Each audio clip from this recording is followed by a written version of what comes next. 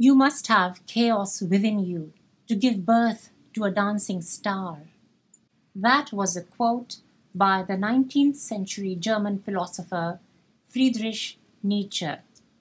Hello, my name is Mesma Belsaré. I'm a dancer, a painter, an artist, and this video is a part of a series of videos featuring quotations by poets, philosophers, artists, dancers, musicians, people whose wisdom can lead us through our own times of creative blocks.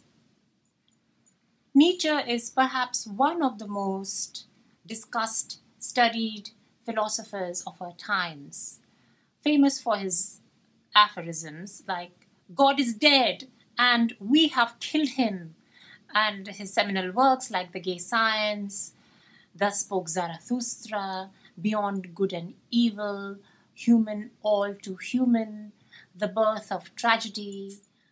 He has a lot to say to artists, and since this is not a philosophy class, I wish to stay focused on what does this quote really tell us.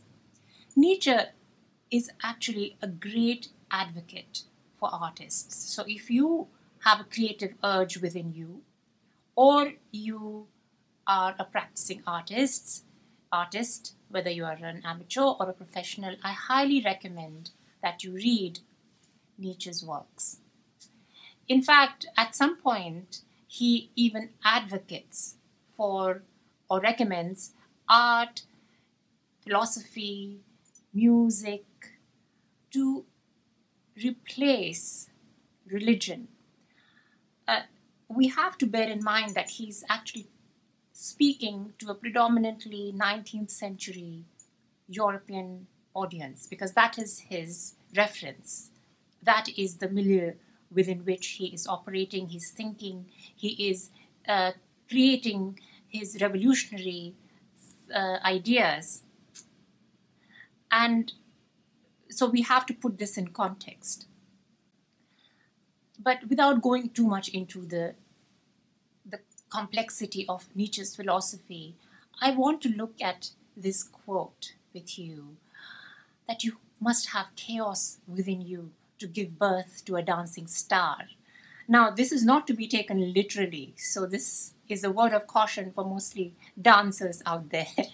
This is not to say that you must have chaos within you so that you can become a dancing star of the dancing world. No, that's not what it's saying.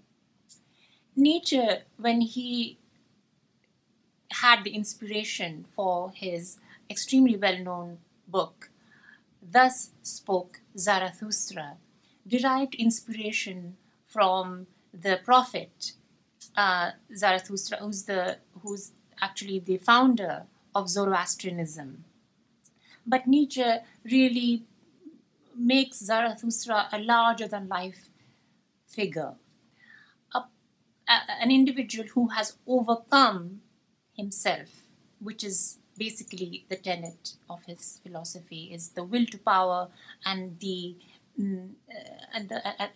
process of overcoming oneself. In the book Thus Spoke Zarathustra, Nietzsche narrates a very dramatic incident. It's imaginary, but its message is extremely real.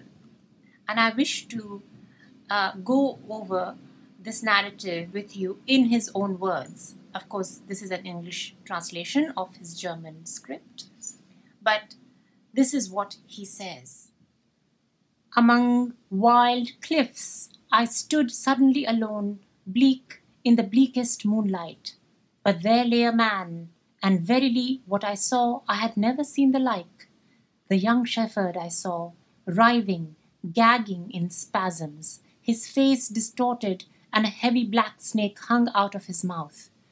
Had I ever seen so much nausea and pale dread on one face? He seemed to have been asleep when the snake crawled into his throat, and there bit itself fast. My hand tore at the snake and tore in vain. It did not tear the snake out of his throat. Then it cried out of me, "Bite! Bite its head off! Bite!" Thus it cried out of me. My dread, my hatred, my nausea, my pity, all that is good and wicked in me cried out with a single cry. The shepherd, however, bit as my cry counselled him. He bit with a good bite. Far away he spewed the head of the snake, and he jumped up. No longer shepherd, no longer human, one changed, radiant, laughing. Never yet on earth has a human being laughed as he laughed. Oh, my brothers, I heard a laughter that was no human laughter. And now a thirst gnaws at me, a longing that never grows still. Like most of Nietzsche's works, this parable can be interpreted in many different ways, and it has been. One can look into it for messages. It's a dramatic story.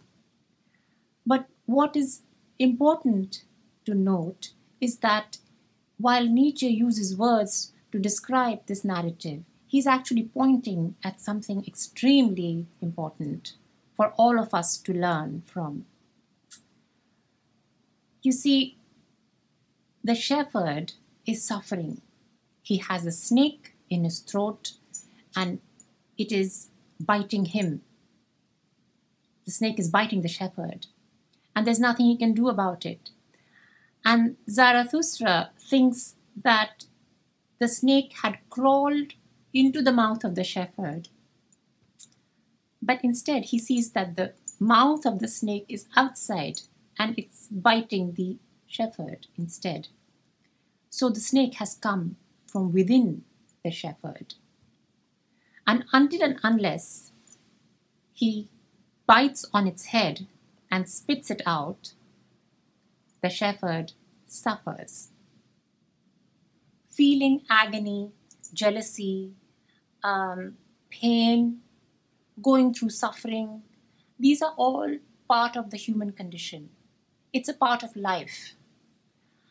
Nietzsche wants us to embrace this. He's in fact saying that emotions like guilt or anger or even jealousy, envy, all of this is not to be, we ought not to be ashamed of feeling that way. Instead, what we need to do is to harness that dark side of us. That is our shadow, something that the psychologist Carl Jung used in his theories because he was quite influenced by Nietzsche.